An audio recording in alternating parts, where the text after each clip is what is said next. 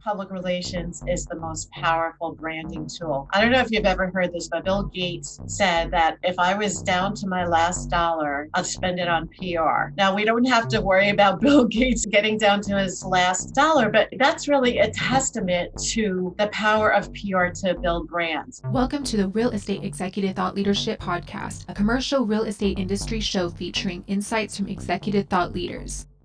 In this episode of EXEC TL, we'll chat with Stacey Cohen.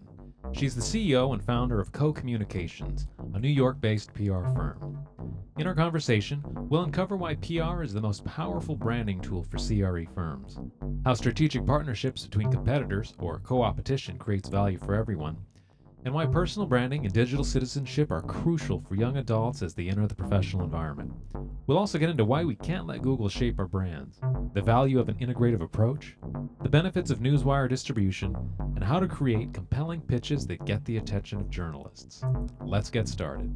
Hi, Stacey. Welcome to the show. Thank you, Kirky. Thanks for having me. Let's talk about your professional background. Please tell us about your background in marketing, PR, and real estate. Absolutely. I started my career at some major corporations, CBS, and also a big ad agency. Then I started my business, Co-Communications, in 1997. And real estate has always been in my DNA. My mom was a real estate broker. And actually, while I worked at CBS, I never got to see her. So I ended up getting my real estate sales license and working with her on the weekends. And my husband is a real estate attorney. A lot of our clients are in the real estate industry. Share a little bit about your education. Sure. Undergraduate degree, Syracuse University. When I was working at CBS, I got my MBA in marketing during the evenings. Then most recently, about 2 years ago, I went through a year-long certification program at NYU Stern School of Business and Media, Technology, and Entertainment. What motivated you to start your marketing firm? In the mid to late 90s, I wanted to start a family and I opted out of corporate. The travel was intense, 50% of the time. So I started taking on freelance work. And one of the agencies I worked with, he gave me a biotech annual report. So this company was just going public. And I said to him, I really need to speak with this company and get their essence. And he's, no, we never let our independent contractors speak directly to our client. And I had my aha moment. I need to work directly with the client, started Co-Communications. And, a lot of people will say, you name the company after your last name, but not true. Co is the Latin derivative of with. So we're all about collaboration. Let's talk about professional direction. What does success look like for you in 5 years? I know you're already successful. What does 5 years from now look like? 5 years success look like for me? 5 years success. I want to get more into personal branding and thought leadership. I'm a big idea person. I feel that we all wake up with a clean slate in the morning, and it's up to us to own the day. We have to manifest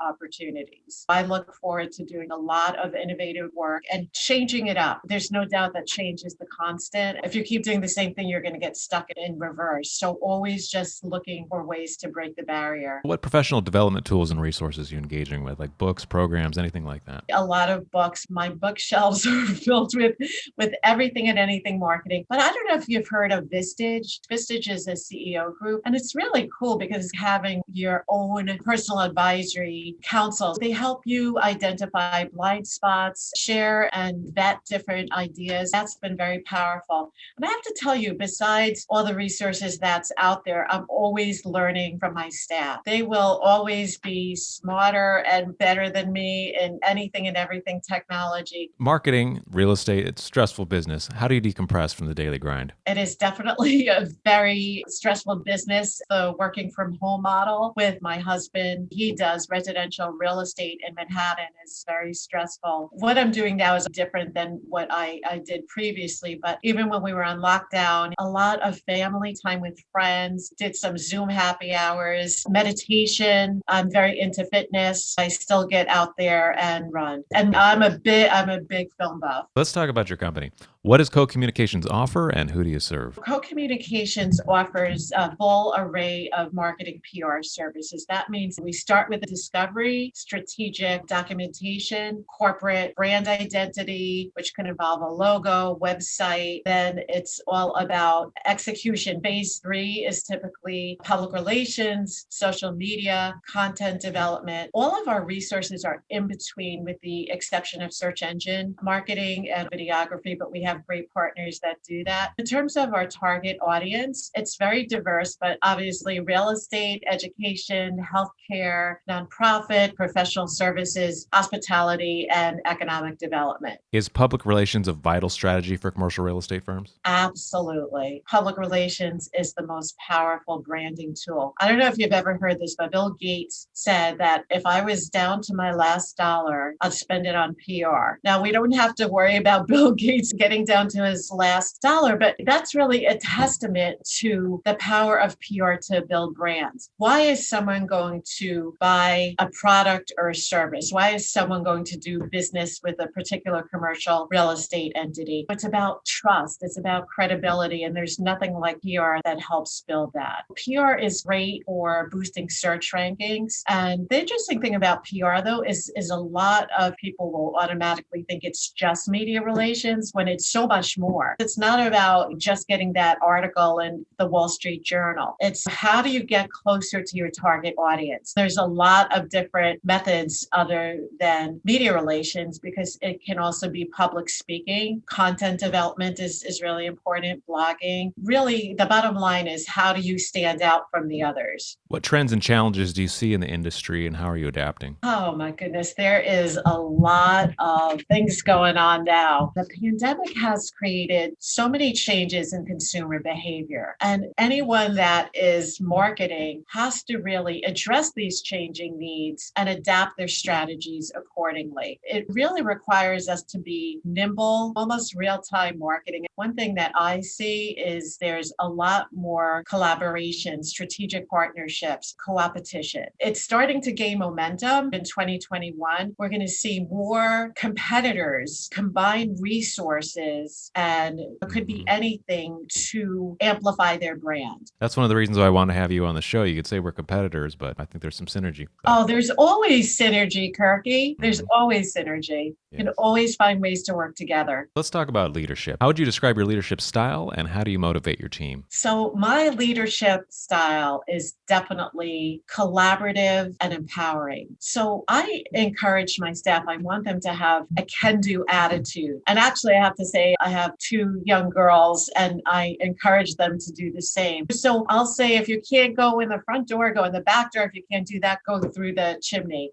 I want them to be problem solvers, not problem spotters. There's two words they know they can't say to me is I can't. Don't say I can't, because I really believe that you can find a way. So it's really important for my staff and just people in general to continue challenging themselves. Take risks, get out of your comfort zone. These are critical learning moments. I also believe in having a culture of accountability. You've got to own it. Let's get into marketing and thought leadership. You're an advocate of personal branding and digital citizenship. Why is it important at the various stages in the professional growth cycle, even for the college bound? As we know, personal branding is not about me. It's what is your value to others. It's not about blending in. So the bottom line is, how do you stand out? We all have a digital footprint that shows up when you do a Google search, and we can't let Google shape our personal brand. Again, we've got to own it. We've got to put our best digital footprint forward. I believe it's best to start in high school. This will translate first into college success and then career success. Everything that teens post online has an impact, and it's going to impact the college admission process. In fact, this is a crazy number. 75% of admissions officers are looking at college-bound students' applications and social media. It's not just about the application. The other thing is that digital savvy is a critical skill. A lot of us think it's innate, but it's not. It's learned. I really believe that digital leadership, personal branding should be in all high school curriculum nationwide. Can you tell us about the 3 buckets? Oh, you like my 3 buckets? Sure. So there are 3 buckets in communication. One is the strategy bucket. You've got to look at internal, external factors. The second bucket is creativity. Our job is, how do we help our clients stand out from the clutter? It is an incredibly cluttered environment. The third bucket is implementation, execution. And you've got to do that with precision, because you can have a great idea, but it's just going to fail unless there's really that precise execution. What do you find works? I know you're an advocate of PR, of course, but what really works? An integrated approach. It's not just PR. You discover this in the discovery process in terms of of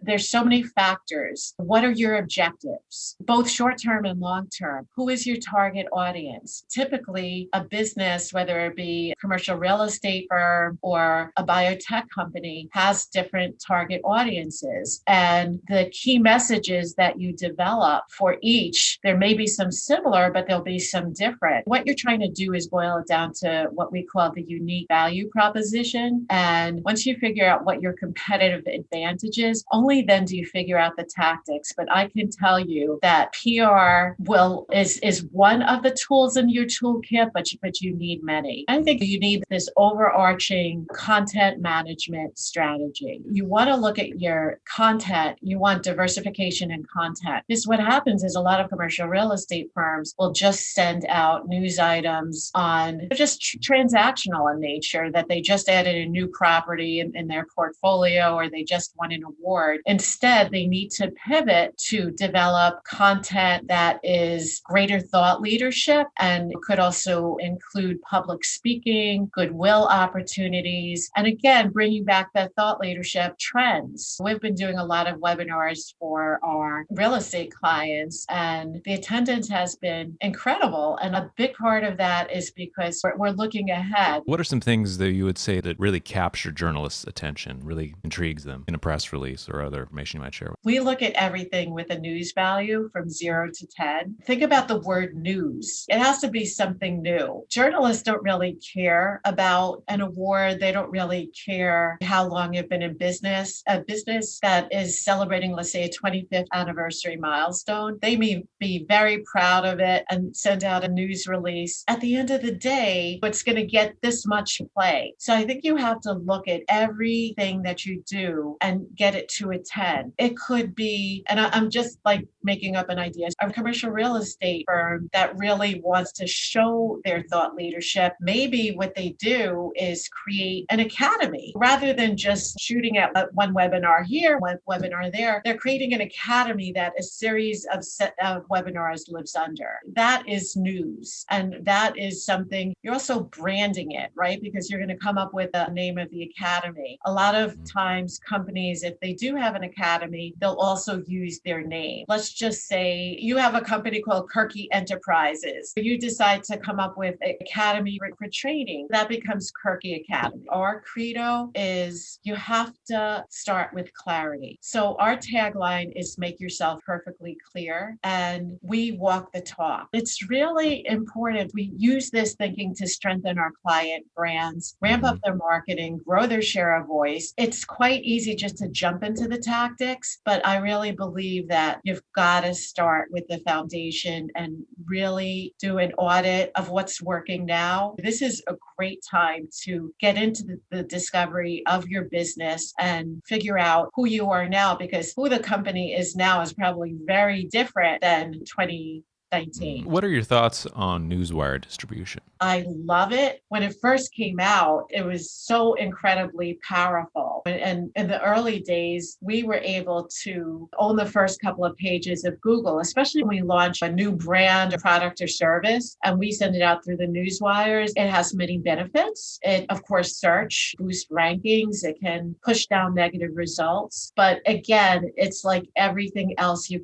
can't just rely on that. There's nothing that will ever take the place of pitching a story idea to a journalist. When you go to that high level media, they don't want a news release. So you really have to get inside their mindset and pitch to them. It goes back to the idea of what will be of value to them, and just make sure that you deliver it. It's about storytelling, right? It's about interest of the journalist. You have to know what will interest not just him, but his viewers or readers. You have to spend time in the forefront packaging. You can't just throw it out there. We did get an incredible result for nonprofit clients, Guiding Eyes for the Blind. We put out a release, a newswire release. Eli Manning was heading their event, and it was crazy because the VP of marketing called and said that they wanted a $50,000 sponsorship. They were going to contribute that to the event. They also donated foods for many years. I was going to ask if you could share a successful whole story about a marketing campaign, so that definitely fits. Yes, and if I may just share another quick one, we handled the 18-month communication campaign for rebuilding the Tappan Zee Bridge, which is the largest public work project in New York State history. That was really interesting. First of all, have been in so many areas of real estate, but never thought I would learn so much about building bridges. The other thing is when you talk about an integrated marketing program, it involved everything: social, PR, branding. We named the program Build the Bridge Now, New York, to create some urgency. We had press conferences. There was community relations, getting the head of the Construction Industry Council out there speaking. And I'm happy to say that the new gorgeous Mario Cuomo Bridge has been built. That's a success. That's a success, yes. So let me ask you, what is the most crucial element in positioning your brand? Unique value proposition. Why should someone choose you? Now, you can't get at that just like that. You really need to go through your brand. How do you define your brand? Look at the competitors and figure out how are you different than them. Then can you really put your stake in the ground? It's all about your superpower, your competitive advantage. Where do you envision the co-communications brand going in the 2020s? And we're going to give our clients more clarity. We want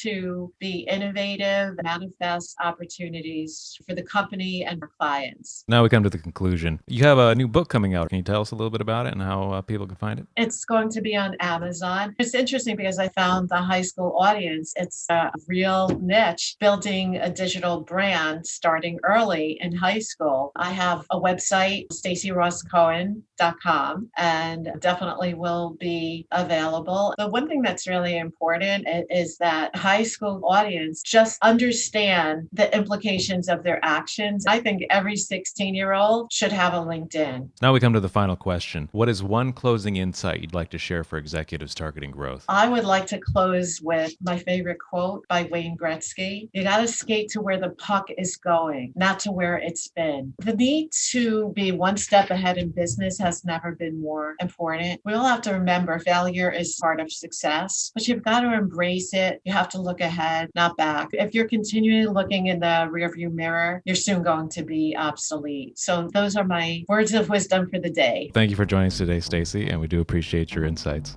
Thank you, Kirky. Really appreciate it. Thank you for listening to EXEC TL. Please like and subscribe for updates on upcoming episodes. Share the inspiration.